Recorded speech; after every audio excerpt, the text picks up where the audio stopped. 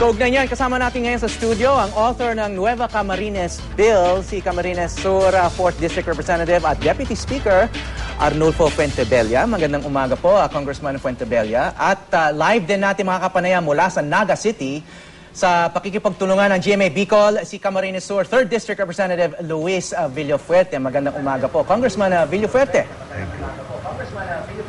Good morning, good morning. Kayo muna, Congressman Fuentebella, dahil kayo yung author ng itong Nueva Camarines. Hindi, ang author dyan, apat kami. Apat kayo. Co-author kayo. Ako ang principal author. Co-author sila Congressman Luis Villafuerte, Congressman Andaya, and Congressman Dato.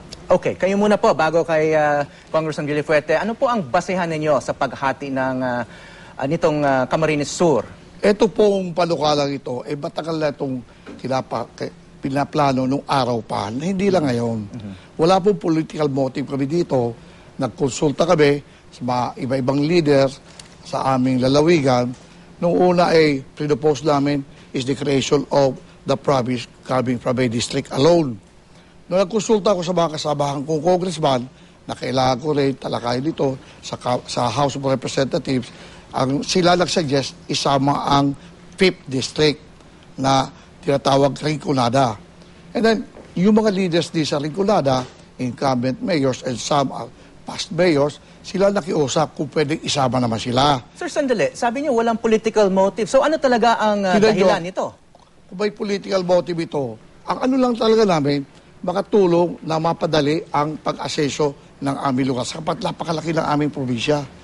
We have 35,002 cities. We have 1,036 barangays and almost 2 million population. Sinasabi lang, ang malaki, mas maganda. Hindi po yun nakikita namin sa NSCB na yung mga maliliit are more progressive than the bigger ones. In fact, ang mga malalaking probinsya, ang poverty incidence mas malaki. Sa aming lalawigan, 47% poverty incidence. National average is 26.5. Okay, kunin naman natin ang panig ni Congressman Villafuerte. Para sa inyo, sir, ano yung dahilan kung bakit kailangan hatiin ang Camarines Sur? Yun nga, nasabi namin na masyadong malaki ang lupain ng Camarines Sur. Wala pang public official dito sa Camarines Sur na nakapunta sa 1,036 barangays. Ako pa lamang. So, ang sinasabi namin ay this will bring government closer to the people. These economies of scale of a huge territory will be remedied by the partition. sir, pero This is also in pursuance to the concept of autonomy and decentralization. Pero ayon po sa observation po ng marami, kasama na rito yung mga kapwa niyong political leaders at mga analysts, ay itong partition na to ay para ma-accommodate po itong tinatawag nilang feuding families para ma-resolve na yung mga feud para mas marami yung pwedeng manalo na mga posisyon. Pwede ba linawin ko lang sa dali ito, no? Ang unang panukala namin, 5th and 4th district. Yung 5th district, mas malaki po ang number of voters dyan by about 17,000 over by district. Kung kami ay merong ambisyon na susuluhin yan, mas may chance yung tiga 5th district na manalo kaysa sa amin. Iniisip lang namin ang kapakanan ng tao-bayan sa lugar. Sapagkat sa ngayon, malaki nga naman probinsya namin, wala kami provincial hospital. Can you imagine that? Pero pwede bang linawin ko lang yung sinasabi kanina na ito binamadali ni Senate President Irilli? Walang katotohanan po yan. Sapagkat itong bill na ito ay matagal nang pinatulog sa Senado, sa Local Government Committee, may higit ng 1 year. August 10, pinadala ng Kongreso, August 17, na-refer sa Local Government Committee. Hanggang ngayon, nandiyan pala sa plenary. Maraming obstacles ang nangyari dyan. Pero hindi na kami nagreklamo dyan, malapit na ito matapos. Okay. Dito po, sinusuportan ba kayo ni dating Pangulong Gloria Arroyo? Wala po kami contact kay dating Pangulong Arroyo. Tinanong ko nga kahapon, si Congressman Arroyo, nakita kami sa plenary session, hindi totoo sinasabi niyang nakipag-ugnay siya kay Senate President Irilli sapagkat si former President Arroyo, ang inaasikaso niya yung kanyang kalagayan sa health. Okay, Congressman Villafuerte, kung matuloy nga itong paghati ng Camarines Sur at magkaroon ng Nueva Camarines, saan kayo tatakbo? may balak ba kayong tumakbo dun sa bagong probinsya kung matuloy nga ito? Ako po, in-announce ko pa more than a year ago that I will run for governor in May 13, 2012 election, mahati o hindi mahati. Okay, kung mahati po, saan kayo Ang tatakbo? nangyari po Camarines dito- Sur or ang Nueva nangyari po- Camarines? Dito po ako sa Camarines Sur. So, hindi Wala kayo pong tatakbo dun sa bagong benepisyo, probinsya? political or otherwise, na bawasan ang aking probinsya ng Camarines Sur. Walang political benefit po sa akin yan. Yung pong sinasabi nila that this is to accommodate political clans, kasinungalingan po yan. Dito po sa Camarines Sur, the partition of Camarines Sur into two provinces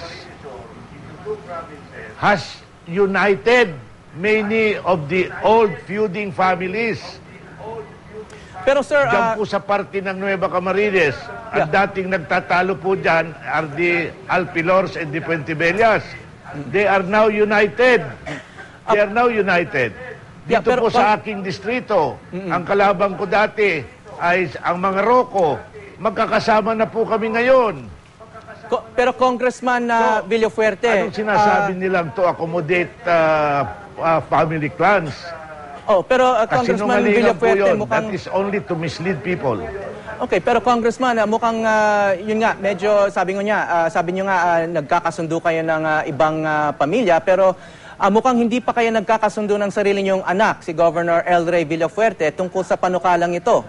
Nag-uusap na ba kayo tungkol dito? Ano bang posisyon ninyong dalawa Alam mo tungkol po, dito? itong conduct ng aking anak is an absolute embarrassment to the family and to the province. I apologize for his misconduct. Ano specifically, In the sir, same yung manner misconduct that na the to? conduct of Senator Trillanes is an embarrassment to the Senate and to the country.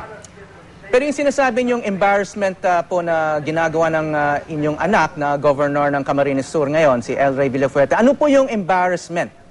Paano niya ini-embarrass? Kayo ba ang na-embarrass o yung inyong probinsya? Nesa ang pamilya ang nakakahiya dahil ang anak lumalaban sa tatay. Ngayon gusto niya pang ilaban ang aking apo to the grandfather.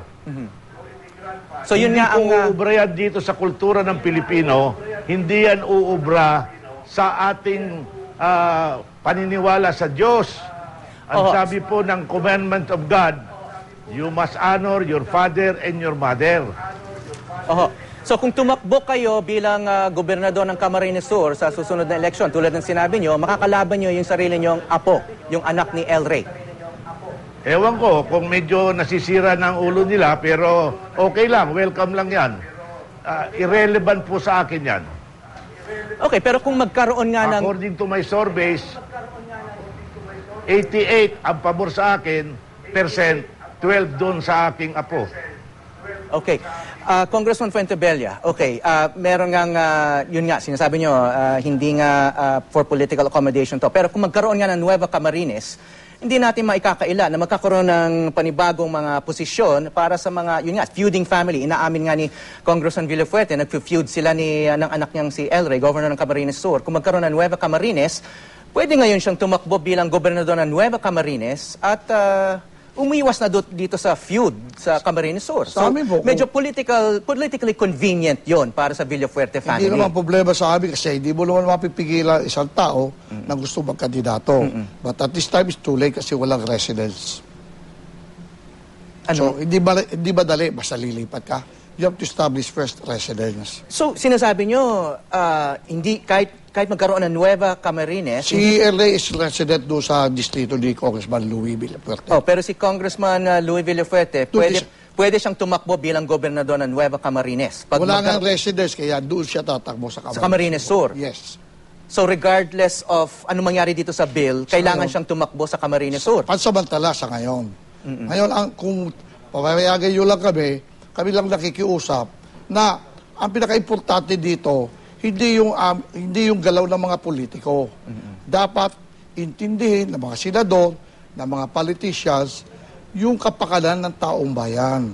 Na nakasaad sa aking saligang batas na ang taong bayan ang magdidesisyon kung aaproba nila ang panukalang ito o hindi, kung hahatiin ba o hindi, kung magkakaroon kami ng bagong probinsya o hindi. Sapagkat dyan, ang mag-a-approve nito, hindi naman kongreso, hindi senador, hindi congressman, hindi rin si presidente. Kami lang, papasala kami ng isang panukala, magiging batas, tapos ibibigay yan sa taong bayan. Magkakaroon ng plebiscite. Plebiscite. Iyan pinakahintay ng tao ngayon. Ang talong ng tao ngayon, kailan po ba ang plebisito? Bakit nila gusto patayin? Bakit sila takot tumarap sa plebisito? Iyan. Ngayon, may sapat pa bang panahon? Mayroon po.